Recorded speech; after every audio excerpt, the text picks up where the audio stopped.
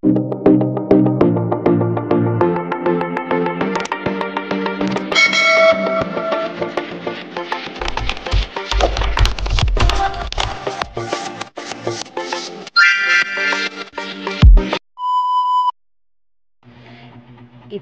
ito at tatawag siya sa iyo at magmamakaawa na kausapin ka.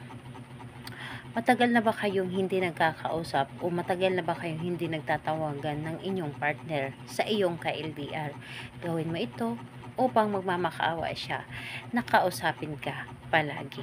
Hello mga guys, kumusta kayo? Panibagong araw, panibagong video na naman tayo, and sa araw na ito ay isa na namang video ang aking tuturo sa inyo na simpleng gabay o simpleng pamamaraan na kakatulong sa atin. At bago ang lahat, gusto ko lang mag-disclaimer sa mga taong hindi naniniwala at hindi gusto ang mga kagaya nitong video. Please skip this video and maghanap kayo ng videos na gustong gusto nyo, dahil ang video na ito ay para lamang ito sa mga taong naniniwala and gusto mag-try. Sa lahat po ng mga nagko-comment dito sa aking video dito sa loob ng aking channel, mag-iingat sa lahat ng mga nagre-reply sa inyo na dinadala kayo sa kanilang WhatsApp Pinimo app upang makaiwas po tayo sa scam. Ngayon po ituturo ko sa inyo paano siya magmamakaawa sa iyo, nakausapin mo siya palagi. So dito po is pwede mo itong gawin sa inyong ex, pwede mo itong gawin sa inyong karelasyon na ka-LDR o sa iyong karelasyon na hindi kayo nagkakasundo sa ngayon. So dito po is kailangan natin maghanda dito ng isang maliit na pirasong papel lamang, in syempre panulat. And syempre yung sarili natin, kailangan na alam natin sa ating sarili na gustong gusto natin itong gawin, alam natin sa ating sarili na gagawin natin ito dahil naniniwala tayo at hindi tayo nagdududa sa ating dapat na gawin. So kapag ready ka na, pwede mo na itong simulan. So ang gagawin mo lamang dito, napakadali lamang. Dito sa isang papel, isulat mo dito ang kanyang pangalan, yung buong pangalan niya, yung totoong pangalan niya.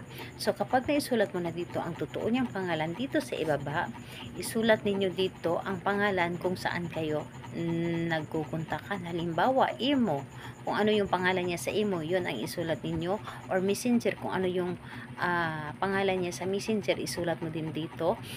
At yung number niya, kung sa number ay nagtatawagan din kayo, so isulat niyo po dito. So or WhatsApp niya. So kung anong klaseng gamit ninyo, na yun ang ginagamit ninyo na nagkukonekta sa inyong dalawa, so yun ang isulat po ninyo dito. Una, pangalan niya, totoong pangalan, tapos kung ano yung gamit ninyo na nagkukontakan kayo, so yun ang isulat ninyo sa baba ng kanyang pangalan. And pagkatapos nun ay ang papel na ito na inyo isinulatan, kung saan dito na may sulat, ipahid po ninyo ito dito sa inyong katawan. Sa inyong katawan po, mas maganda na meron kayong pawis.